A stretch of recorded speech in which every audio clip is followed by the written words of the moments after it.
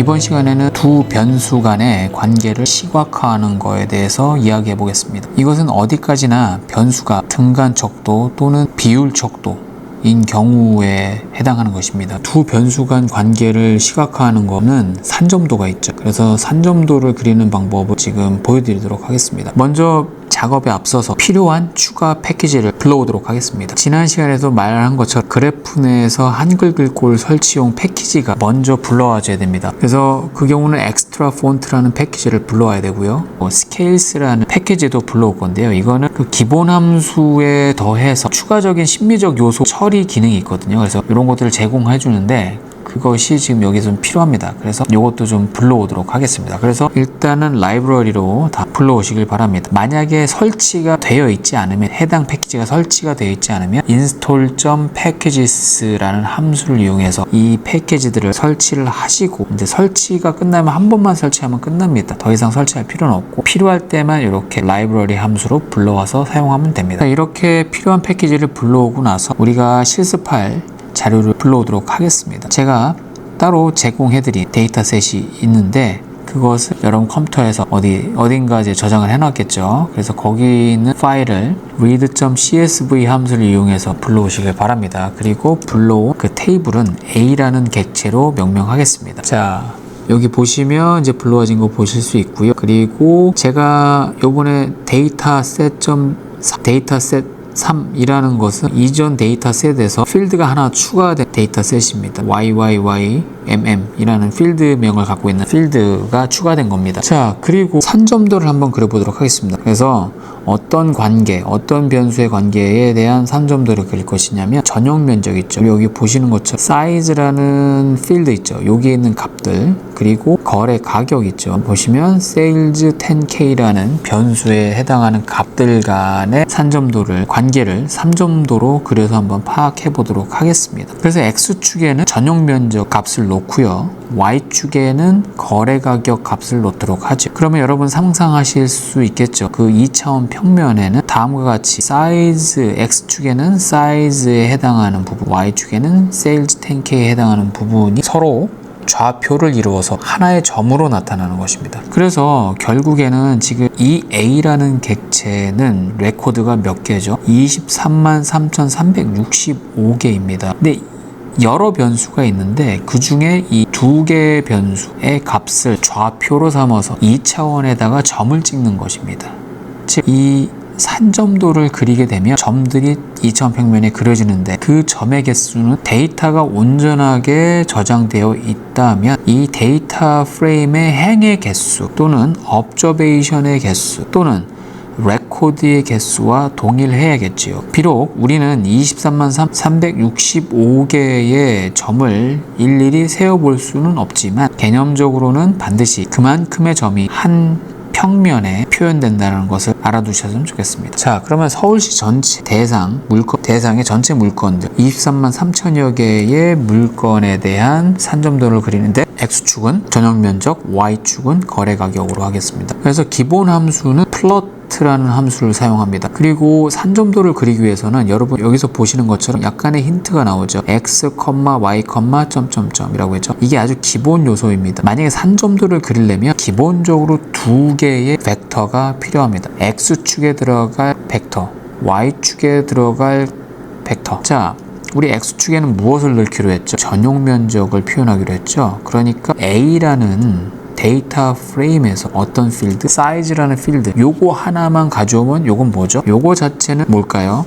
클래스가 아마 이거는 뉴메릭이라고 나올 겁니다. 숫자 벡터입니다. 그리고 이것의 길이는 23만 365개가 되겠죠. 자, 이렇게 X축에 들어갈 벡터, X축에 해당하는 벡터 값, 그리고 컴마하고 다음에는 Y축에 들어갈 벡터 값입니다. 그게 뭐냐면 sales 10K죠. 그래서 이것 또한 클래스는 숫자여야 됩니다. 인티저라고 되어 있어요. 정수로 표현됐지만 어쨌든 이것도 숫자 벡터입니다. 그리고 길이도 똑같이 23만 3,365개 표시가 되죠. 그래서 X값, Y값이 좌표를 눌러서 점 하나를 찍는 겁니다. 그거를 23만 개를 찍는 거죠. 23만 365개의 좌표 값이 표현이 되는 것이죠. 이게 아주 기본 함수입니다. 이렇게만 써주시면 기본으로 입력해야 될 값은 다 입력하신 겁니다. 그래서 제가 해상도 때문에 조금 표현되는 것 때문에 표현이 안 되는 경우도 있어요. 그래가지고 좀 화면을 줄이고 한번 다시 실행을 해보겠습니다. 그래서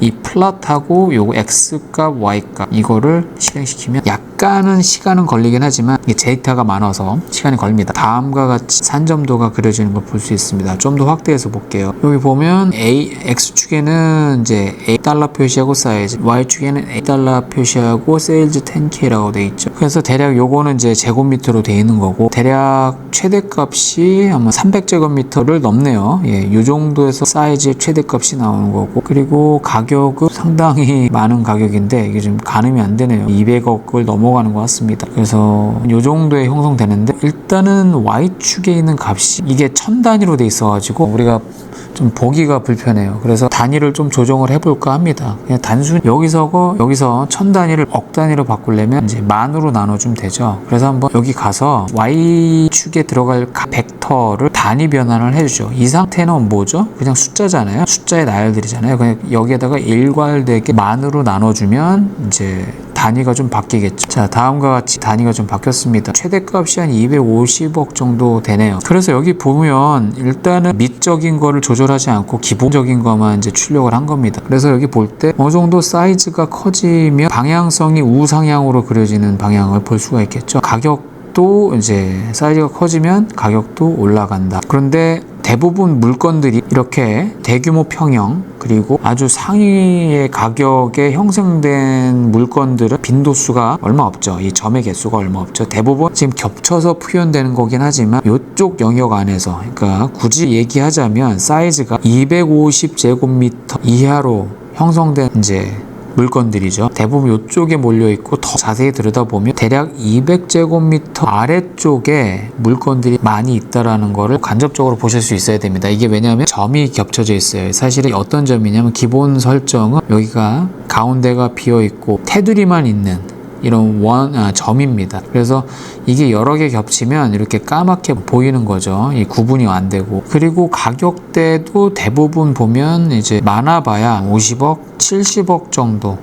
그래서 약간 아웃라이어들이라고 하죠. 이사치가 면적 기준으로 봤을 때는 250제곱미터를 넘어가는 것들 그리고 가격 측면에서 봤을 때는 약 70억 정도 넘어가는 그게 좀 어느 정도 이상치처럼 보입니다. 근데 이거는 통계적 엄밀성을 따지기 위해서 사용하는 건 아닙니다. 또 다릅니다. 실제로 숫자로 봐야 되긴 하는데 일단은 데이터의 상태가 어떤지 확인하는 용도로도 활용할 수가 있어요. 그리고 기본적으로는 두 변수 간의 관계를 어느 정도 시각적으로 파악하는 겁니다. 다시 한번 말씀드리지만 어느 정도 파악하는 겁니다. 완벽하게 파악하는 건 아니고요. 그래서 어쨌든 우리가 상식적으로 생각하는 가격과 주택가격과 주택면적과는 양의 상관관계가 있다라는 걸 상식적으로 알잖아요. 그거를 어느 정도 시각적으로 확인한 상태라고 보시면 될 것 같습니다. 그러면 요거를 한번 미적으로 한번 조금 바꿔볼까 합니다. 그래서 일단은 이 점의 유형을 동그랗게 하는데 다만 색상을 채우는 거로 할게요. 그래서 이제 옵션을 넣으려면 여기다 뒤에다 컴마하고 계속 옵션을 넣어주면 되겠죠. 일단은 저는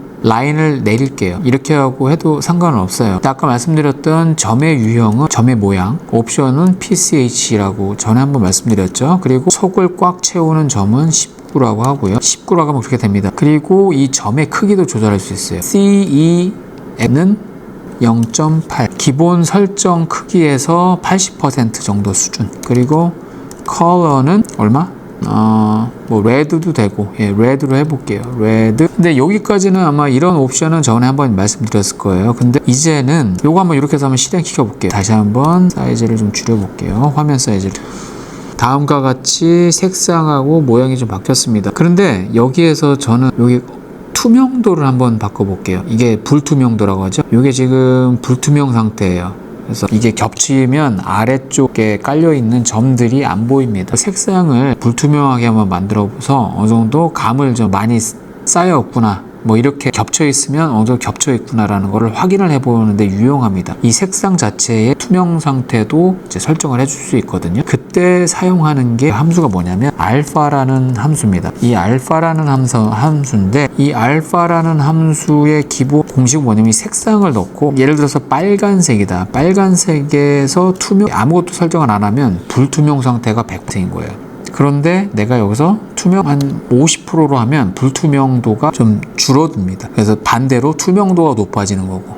그래서 그럴 때 불투명도를 1이라고 하면 완전히 투명하지 않은 상태고 0 하면 완전 투명한 상태입니다. 그래서 이 사이의 값을 적어주시면 돼요. 대략 20%로 할게요. 0.2 이렇게 하면 되거든요. 그래서 이거를 한번 여기다가 적용을 해볼 거예요. 컬러에다가. 그리고 이 알파라는 함수를 사용하려면 이 scales라는 패키지가 필요합니다. 그래서 먼저 library scales라는 패키지를 이제 불러오시고 그 다음에 이 함수를 쓰시도록 하시길 바랍니다. 자, 그러면 이렇게 한번 해볼게요. 지금 이게 자료가 많아서 반영되는데 좀 시간이 걸립니다. 네, 이제 좀 반영이 됐네요. 그래서 이거를 다시 좀 다음과 같이 여러분 보시는 것처럼 여기 어느 정도 이렇게 반영된 거 볼 수 있죠. 이렇게 표현할 수도 있습니다. 자, 다음에 여기에다가 다른 미적 요소들을 한번 넣어보죠. 여기 X축 라벨, Y축 라벨, 그리고 여기 타이틀도 한번 넣도록 하겠습니다. 그래서 이거는 이제 여러분들이 좀 익숙해졌을 거라 생각합니다. X축에 라벨을 붙이는 건 Xlab, 그리고 여기는 한글로 전용 면적, 필요하다면 M2, 그리고 Y축은 가격, 그리고 단위는 어거. 네, 혹시 뭘까 이렇게 하고 이렇게만 하면 글꼴이 깨진다고 했죠. 일단 기본적으로 엑스트라 폰트라는 패키지를 불러오긴 했어요. 그걸 불러오면 한글 글꼴을 설정할 수 있다는 거죠. 설정을 해야지 반영되는 겁니다. 그때 쓰는 옵션은 Family. 여러분 컴퓨터에 있는 글꼴을 찾아서 보셔야 됩니다. 저는 제 나름의 글꼴을 씁니다. 이렇게 하면 이제 나머지 설정도 이루어지겠죠. 하나 빼먹었네요. 타이틀을 넣는 걸요. 타이틀은 메인이라는 옵션을 쓰면 된다고 말씀드렸죠, 전에. 그리고 중요한 거는 이 옵션과 옵션 사이에는 쉼표로 이제 구분을 해줘야 됩니다. 그리고 마지막 옵션에는 쉼표를 넣어서는 안 됩니다. 주택 가격, 그리고 면적, 관계하고 서울시 이렇게 해볼게요. 그러면 이제 다음과 같이 X축 라벨, Y축 라벨, 그리고 제목 이렇게 붙일 수가 있는 것입니다. 그래서 일단 면적과 가격과의 관계는 양의 상관관계가 있는 거로 보이긴 합니다. 하지만 이제 재미난 게 전용 면적이 커지면 커질수록 거래 가격대가 폭이 점점 늘어나요. 예를 들어서 50제곱미터 안에서 여기만 비교해 봤을 때, 여기에서 거래된 물건들만 비교해 봤을 때는 가격의 레인지가 이게 가격이 이제 데이터가 워낙 많아가지고, 그리고 이 값의 범위가 너무 커서 그렇지 사실 여기는 0은 아닙니다. 대략 이쯤에서 한 이쯤까지 된다고 볼 수 있죠. 한 자리대 숫자하고 두 자리대 숫자, 이게 대략 절반이니까 25 정도 된다고, 폭이 그 정도 된다고 보시면 되고, 0은 아니지만 그렇게 보이죠. 그런데 이거와 비교했을 때 전용 면적이 150일 때 어떻습니까? 가격의 폭이 50일 때 보다 훨씬 크죠. 그리고 이거는 전용 면적이 더 커지면 가격의 폭도 더 커집니다. 네. 그러니까 요거는 이제 회귀 분석할 때 이제 말씀을 드려야 되는데, 미리 조금 살짝 말씀드리면, 우리가 기본적으로 두 변수 간의 관계를 이해하기 위해서는 기본적으로 두 변수 간의 선형적 관계가 존재하는지를 좀 보려고 하거든요. 그래서 선형적 관계가 방향은 어느 정도 그런 1차 선 같은 거 있죠. 직선 같은 걸 그릴 수가 있잖아요. 곡선도 아니고 변곡점이 있어서 기울기가 떨어지는 곡선도 아니고, 순수하게 1차원 직선을 이제 상정을 하고 이제 그거로 이제 해석하려고 하는 거죠. 두 변수 관계에 있어서. 근데 어느 정도 방향은 이제 어느 정도 파악이 됐는데, 과연 이 점들을 통과하는, 그래서 이 직선을 그린다고 할 때 이 직선하고 실제 관측값들하고의 차이가 기본적으로는 많지 않은 게 중요하지만, 그거에 더해서 기본적으로는 그런 차이가 있을지언정 정확하게 여기를 회기선이라고 하죠. 회기선을 정확하게 지나가지 않더라도 그 회기선 주변에서 일정한 폭으로 분포해야 된다라는 게 기본 가정입니다. 이건 통계학 시간에 좀 말씀을 드려야 되는데, 어쨌든 그런 기본 가정 자체가 뒷받침되는 이런 현상은 아니라고 볼 수 있습니다. 겁니다. 왜냐? 기본적으로 이 전용 면적이나 가격 각각 분포 자체가 한쪽으로 치우쳐져 있는 경우가 대부분입니다. 전용 면적 같은 경우도 히스토그램만 딱 그려보면 아마 오른쪽으로 꼬리가 저 오른쪽으로 떨어지는 방식으로, 그러니까 이상치가 최대값 근처에서 노는 경우, 마찬가지로 가격도 그런 식으로 히스토그램이 그려질 겁니다. 정규 분포가 아니고. 그럴 경우에 이런 현상이 너무너무 많이 나타납니다. 그래서 실제로 이 경우에는 극단치를 제거하고 나서 파악을 하든지 분석을 하든지 아니면 변수 자체를 단위를 변환시켜서 분석을 하든지 해야 됩니다. 어쨌든 기본적으로 산점도를 그림으로써 데이터가 어떻다라는 거를 어느 정도 이해할 수 있다는 겁니다. 그리고 어느 이제 두 변수 간 선형 관계를 보다 정확하게 파악하기 위해서는 어떤 작업들이 후속으로 따라와야 되는지라는 것을 알 수 있게끔 해줍니다. 제가 만약에 값을 예를 들면 이상치를 면적 기준으로만 이렇게 설정해서 뭐 250을 넘어가는 그런 물건들을 산점도에서 그리는 걸 제외하겠다라고 하면 지금 이 정도의 자료의 퍼짐 상태는 조금 덜해질 겁니다. 근데 그거는 어디까지 자료를 쓰고 안 쓰고는 연구의 목적에 따라서 다 달라지고 관점에 따라 달라지는 거라서 기술적으로는 그렇게 다 해볼 수는 있습니다. 그거는 각자 연구에서 해보셔야 될 얘기입니다. 그러면 이제 이게 서울시 전체예요. 그러면 이제 서울시 전체 말고 특정 자치구 안에 있는 물건들을 대상으로 한번 해보고 싶다. 이런 2차원 평면에 산점도를 그려보고 싶다. 그러면 우리가 지난 시간에 했던 필터를 하면 자료를 좀 축소를 시켜서 그 자료를 가지고 축소된 자료 가지고 그릴 수가 있겠죠. 객체, 축소된 객체를 가지고요. 예를 들어서 서초구만 이제 한번 보도록 할게요. 그러면 일단은 A가 A라는 객체는 서울시 전체잖아요. 근데 그게 아니고 A라는 객체에서 이거는 지난 시간에 했던 겁니다. 이 행 인덱스가 잘은 모르겠지만 정확하게 어떤 건지 모르겠지만 구라는 필드가 서초구인 레코드의 인덱스를 추출해라 라는 겁니다. 이렇게 되면 그러면 열 인덱스는 그대로 놔둬야겠죠. 그 필드는 다 그대로 보존하고 행의 개수만 이제 추리는 거예요. 서브세팅이라고 하는 거죠. 요게 이런 식으로 비어 있으면 데이터 프레임 A 아까 불러왔던 거 그대로인 거고, 이 중에서 구라는 필드가 서초구인 값을 갖고 있는 레코드만 따로 추출해라 라는 뜻입니다.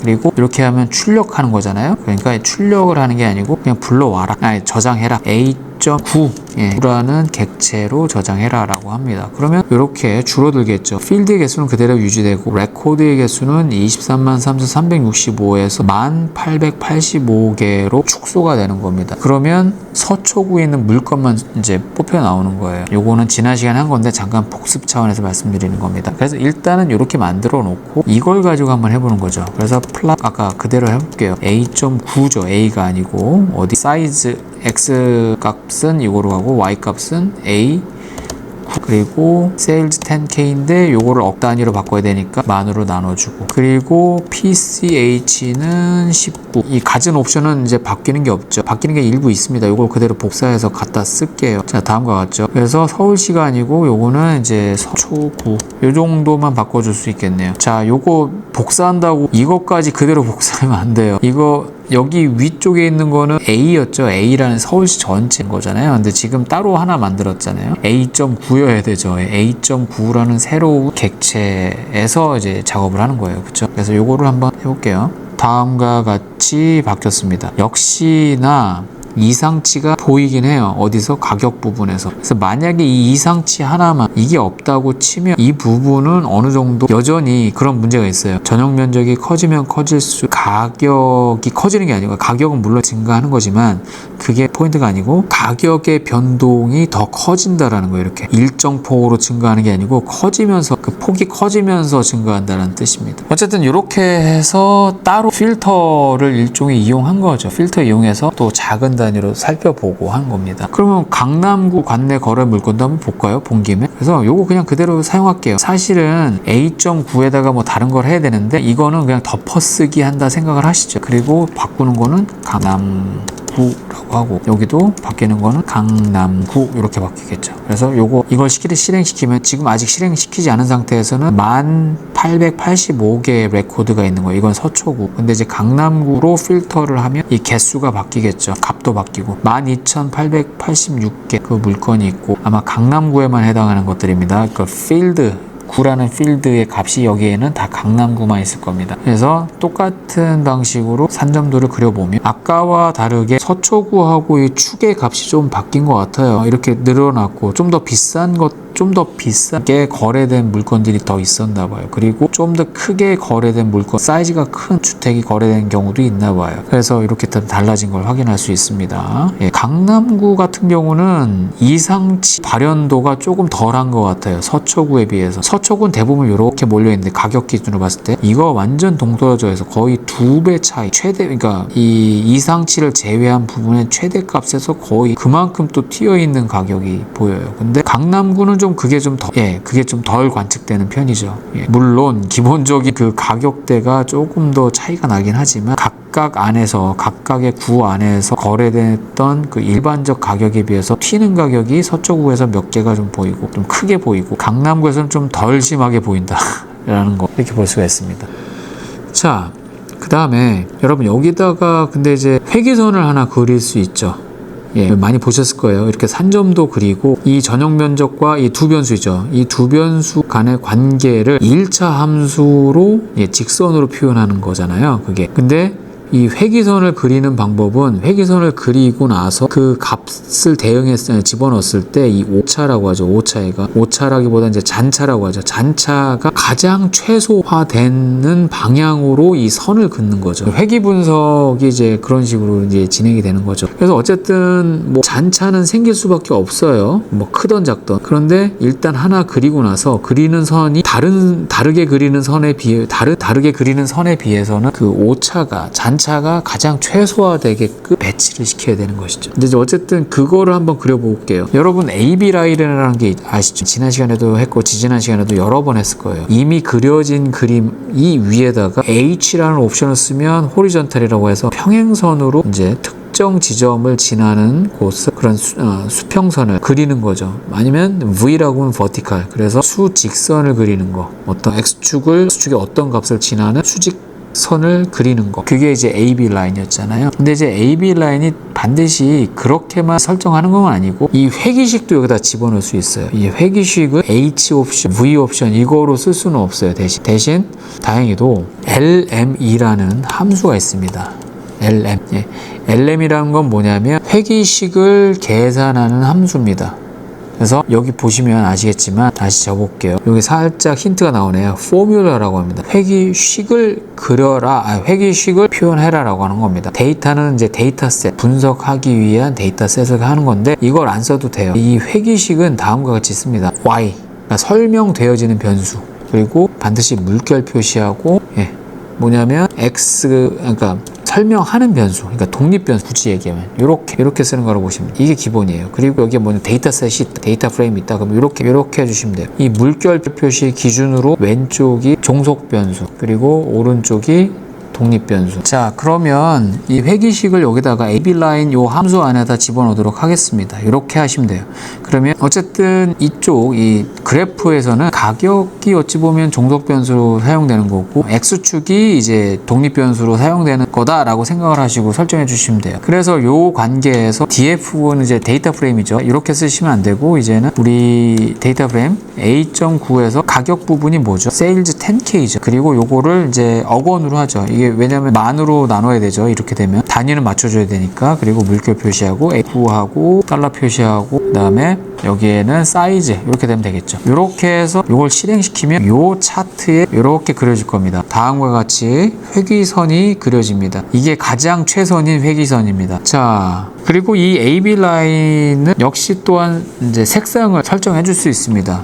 이거는 지난번에도 하셨겠지만 COL이라는 옵션을 사용해 주면 돼요. 그리고 이거는 레드라고 할게요. 똑같이. 그리고 선의 굵기 또 지정해 줄 수 있죠. LWD. 이렇게 해서 1.5, 150% 정도 기본 설정해서, 그럼 이걸 다시 그려야 돼요. 플랫 다시 그리고 여기다가 새로운 AB 라인을 그리면 됩니다. 근데 이제 같은 색상이라서 잘 안 보이긴 하네요. 뭐 예를 들면 다크레드라고 할게요. 다음과 같이 이제 그려지는 걸 확인할 수 있죠. 그래서 원래는 이게 완벽한 회귀 분석으로 활용하려면 요 지점 있죠. 여기 회귀선 주변으로 선의 분포, 점의 분포가 폭이 일정해야 돼요. 폭이 넓던 좁던 상관없어요. 넓더라도 이 폭이 일정하면 의미가 있는 겁니다. 그 자체로. 근데 그게 X값이 작은 데서는 이 Y값의 폭이 작고, 그런데 이게 점점 이게 X값이 늘어나면서 Y값의 차이도 늘어나게 되는, Y값이 늘어나는 게 아니고 Y값의 차이가, 이 기본 이제 X값, 주어진 X값을 기준으로 했을 때 이 선상에 있는 Y값의 폭이 점점 커진다라는 것은 기본적으로 회귀 분석의 기본 가정이 안 맞춰지는 부분인 거예요. 그래서 뭐 일단은 그런 문제점이 있구나라고 이해하시면 됩니다. 근데 어쨌든 양의 상관관계는 어느 정도 존재한다라는 거를 감각적으로 알 수가 있는 것이죠. 자, 그 다음에 아까 뭐 강남구도 했고 서초구도 했으니까 한번 같이 볼까요? 그렇게 볼 수도 있겠죠. 필터를 동시에 적용할 수 있겠죠. 강남구, 서초구 관내 거래 물건, 요것도 그냥 A9라고 할게요. 그냥 덮어 쓴다 생각하세요. 새로 갱신해서 쓴다. 어디서 가져오냐면 필터를 하나 쓰면 되죠. A9라는 필드의 값이 강남구 AND 하면 안 되겠죠. 왜냐면 강남구이자 서초구라는 건 말이 안 되죠. 그런 조건을 만족하는 레코드는 없죠. 어떤 특정 매매 물건이 강남구에도 있고 서초구에도 있는 경우는 없죠. 그래서 이 경우는 뭐다? AND가 아니고 OR죠. 예, 이렇게 쓰면 되죠. OR는 요걸 막대기 표시 또는 원화 표시, 윈도우 컴퓨터의 그 자판에 어떤 경우는 그렇게 되어 있는 경우도 있어요. 이렇게 하고 또 다른 조건이 들어갈 수 있겠죠. 이때는 필터에 들어간 조건이 두 개가 되는 거죠. 그리고 연결하는 논리 연산자는 OR이 되는 것입니다. 그리고 OR은 이렇게 표시됩니다. 그리고 A하고 9하고 뭐 서초구, 매매 물건의 자치구 값이 강남구이거나 서초구인 거 다 가져와라 라는 뜻입니다. 그러면 레코드스가 강남구 거하고 서초구 거 합친 거라고 보시면 돼요. 이거는. 자, 그러면 이제 이렇게 만들어졌고, 그리고 한번 또 플랫을 한번 그려볼게요. 산점도를 그려볼게요. 자, 여기서 바뀌는 건 뭐가 있죠? A점부는 이미 갱신된 거고, 여기 타이틀만 바꾸면 되죠. 강남구, 서초구 이 부분만 바뀌네요. 그리고 AB 라인 요것도 한번 이렇게 그대로 그릴게요. 실행시키면 다음과 같고, AB 라인 추가하면 다음과 같이 나오죠. 아까 서초구에 있었던 값인 것 같은데 어쨌든 이렇게 극단값 강남구일 것 같은데 그러니까 지금 확인은 안 돼요. 강남구 서초구를 이제 섞은 거예요. 근데 지금 이거는 어떻게 보면 필터를 사용하는 거에 대해서 한번 좀 연습할 겸 해서 한번 해본 겁니다. 그런데 이런 생각도 들어요. 요 산점도에서 이 점의 색상을 동일하게 한 게 아니고 강남구는 예를 들면 빨간색, 뭐 예를 들면 그리고 서초구는 파란색으로 하자. 그러면 요 안에서도 좀 분리가 돼서 보일 수 있지 않을까 생각을 하는 거죠. 그렇게 하는 방법이 하나 있습니다. 일단은 먼저 문자 벡터를 한번 만들어 줄게요. 그래서 강남구 그리고 서초구라는 값을 일단은 문자 벡터로 만들어 볼게요. 이거는 단순하게 강남구라는 문자열, 서초구라는 문자열이 생성되는 거죠. 두 개의 문자 값이 하나로 만들어진 문자 벡터예요. 근데 여기다가 하나 팁을 드리면 각각의 문자 값에 또 다른 값을 이렇게 할당해 주세요. 이렇게. 그리고 여기다가는 강남구는 레드, 그리고 서초구는 블루, 이렇게 예를 들어서 이렇게 할게요. 그러면 이거 자체도 사실은 뭐다? 문자예요. 문자 벡터긴 합니다. 근데 좀 다른 거는 헤더가 붙었어요. 이 경우에는. 그래서 문자 값은 여기 레드냐 블루냐, 마치 우리 컬러 할 때 이거 있죠. 이것도 엄밀히 말하면 그냥 문자 값인 거예요. 근데 이 단순하게 이 레드하고 블루만 이렇게 똑같이 집어넣어 주는 건데 단순하게 그렇게 하는 게 아니고 헤더를 일종의 참조 값을 붙이는 행위라고 보시면 돼요. 강남구에는 레드, 서초구에는 블루라는 컬러 값을 넣어라 나중에. 일단 이 자체는 뭐다? 문자 벡터입니다. 자, 이렇게 해주고 출력을 하는 게 아니고 이걸 입력값으로 쓸게요. 그래서 컬러 PAL 팔레트 뭐 이렇게 할게요. 이렇게 하면 컬러 팔레트는 곧 이거죠. 이 자체는 문자예요. 클래스하고 컬러 팔레트 캐릭터잖아요. 그렇죠? 그리고 여기 컬러라는 값 있잖아요. 컬러라는 값 플랫에서 여기서 아까 여기에다가 문자 벡터를 넣어주면 돼요. 이렇게. 그러면 강남구에는 빨간색, 서초구에는 파란색 값이 파란색이 색칠이 되는 겁니다. 한번 해볼게요. 다음과 같이 표현이 됩니다. 좀 너무 어지럽죠? 얘는 지금 불투명도가 설정되지 않은 상태예요. 뭐 다른 방식으로도 이렇게 볼 수는 있겠지만 요걸 불투명도를 또 설정해 주실 수 있습니다. 단순하게 아까 알파 있죠. 알파 함수 그대로 쓰면 돼요. 알파 그리고 앞부분에 색상명을 집어넣은 거였잖아요. 그거 똑같다고 보시면 돼요. 그리고 불투명도를 넣어줄게요. 여기다가 20. 그러면 요걸 해보면 또 다르게 나올 겁니다. 다음과 같이 나오죠. 그리고 좀 한번 더 키워볼게요. 이 점의 크기를 좀 크게 한번 해볼게요. 한 1.5, 뭐 1.5 정도? 너무 큰가요? 0.8로 할게요. 이렇게 하면서 조절하는 겁니다, 사실. 자, 뭔가 강남구하고 서초구는 시각적으로는 크게 차이는 없어 보여요. 크게 차이는 없어 보여요. 이거는 어디까지나 시각적인 거기 때문에 숫자로 따로 뽑아서 보는 건 또 다릅니다. 근데 일단 즉각적으로 이제 확인하는 방법 중에 하나긴 한데, 만약에 저기 강북의 다른 구였다, 그거하고 이제 강남구하고 비교했다면 조금 분리되는 현상이 더 크겠죠, 이거보다는. 근데 어쨌든 이 안에서는 크게 어떻게 판단을 하기가 어려운 상태이긴 합니다. 막 섞여 있어서. 어쨌든 이 색상을 다르게 해서 표현해 준다는 걸 보여드리기 위해서 일단 했습니다. 만약에 극명한 차이가 있다면 3점도 안에서도 극명하게 뭔가 다르게 나오지 않을까, 그 생각을 해봅니다.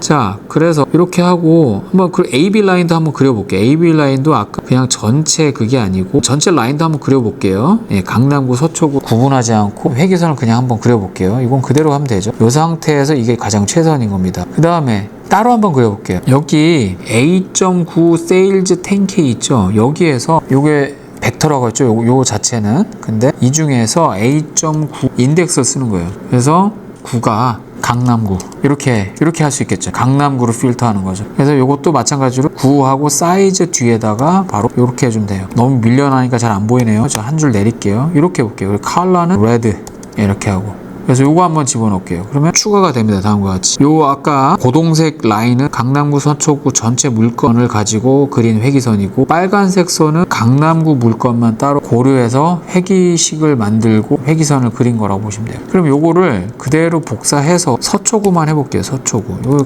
필터의 조건 값을 초9로 한번 해볼게요.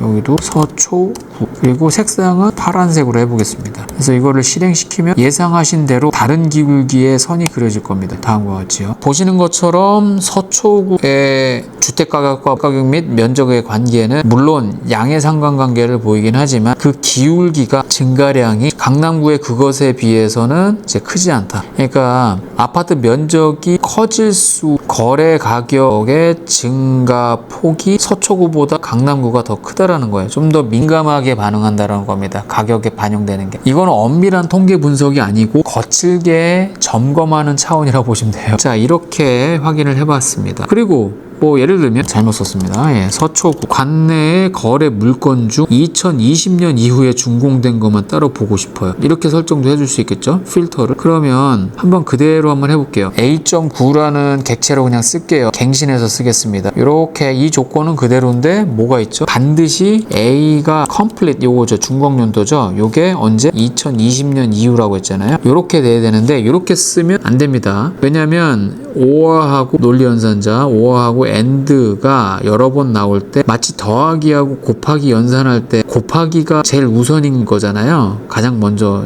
계산이 돼야 되는 거잖아요. 그래서 이렇게 되면 요렇게 계산되고 뭐 요렇게 계산됩니다. 그래서 이렇게 된다면 이거부터 먼저 논리연산자가 계산이 됩니다. 작동돼요. 그래서 서초구이면서 2020년도 이후에 준공된 물건들, 요 조건이 만족되고 나서, 그러면 서초구인데 서초구면서도 준공연도가 2020년 이전 거는 절대 선택이 안 돼요. 이렇게 되면 그게 맞죠, 그 관점에서는. 그런데 문제는 여기까지 하고 나서 그 다음이 이거예요. 강남구 이거를 먼저 처리하고 나서 강남구 아무거나, 그 얘기예요. 강남구 안에서도 물건들이 2020년인 것들만 뽑아보고 싶은데, 이후에 있는 것만 뽑아보고 싶은데, 이거부터 처리가 되니까 이거, 그리고 나서 이거에 대한 조건 끝내고 여기에 or가 그냥 들어가 버린 거예요. 이렇게 해서 강남구 아무거나예요. 그러면 실제로 서초구 거는 2020년도 거만, 이후의 거만 포함이 되는데 강남구 거는 연도 구분 없이 다 들어간다는 얘기입니다. 우리는 그게 아니고 강남구 서초구 안에서 2020년 이후에 준공된 거를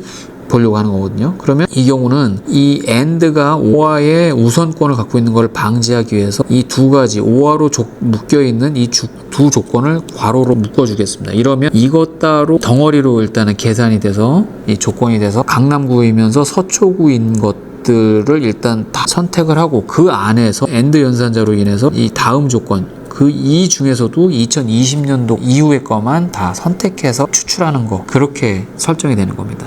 자, 그래서 이걸 한번 실행시켜 볼게요. 반드시 이렇게 괄호를 어디다 해야 될지를 먼저 생각을 해보셔야 된다는 얘기예요. 그런 이유로. 자, 그럼 한번 해보겠습니다. 그러면 이 개수가 좀 줄어들 거예요. 역시 이제 줄어드는 걸 확인할 수 있습니다. 1145건. 그리고 이거를 한번 그대로 한번 그려볼게요. 컬러는 그대로죠. 컬러 그대로 가고 이렇게 갈게요. 요거 복사해서 붙여넣기 해볼게요. 플롯 함수. 이번에는 좀 뭔가 회기선을 한번 그려볼게요. 회기선도 한번 그려볼게요. 전체 회기선을 딱 그려보니까 이거는 그래도 회기선 주변의 점 분포가 그렇게 급격하게 뭐라고 할까요? 이 폭이 어느 정도 일정하다라는 걸 어느 정도 확인할 수 있습니다. 약간의 크기가 있지만 이전에 봤던 거, 이전에 조건이 거의 없는 상태에서 여러 가지 봤을 때 그때보다는 회기선 주변에 몰려있는 실제 관측값들의 퍼짐 정도가 일정하다라는 겁니다. 이 상태에서 직접 수행하는 회기선은 어느 정도 더 기본 가정을 위반을 덜 하는 편이라고 보셔도 될 것 같아요. 그래서 이 상태에서 바로 회기 분석을 해도 상관은 없다. 근데 전제 조건이 바뀌겠죠. 2020년 이후에 주택시장 상황을 설명하기 위한 어떤 그거다라고 설정이 돼야 되겠죠. 왜냐면 모집단, 샘플 말고 모집단에 대한 설정이 완전 바뀌어버린 거니까. 그쵸? 어쨌든 이렇구나라는 걸 이제 이해할 수가 있는 거죠. 2020년 이후에 준공됐던 그런 아파트들의 거래 가격들은 대충 이렇게 전용 면적과의 관계가 이렇구나라는 걸 확인할 수 있고요. 마찬가지로 회기선 전체 말고 요거 따로 구분해서 한번 봐도 이렇게 되네요. 오히려 서초구가 전용 면적에 대한 가격 민감도가 더 크다. 강남구보다 신축 아파트가 이쪽에 많이 지어져서 그런지 모르겠네요. 그래서 이런 거를 흥미를 삼아서 확장을 시켜야 되겠죠. 일단 데이터 체크하는 차원에서 보는 거다라고 보셔도 될 것 같습니다.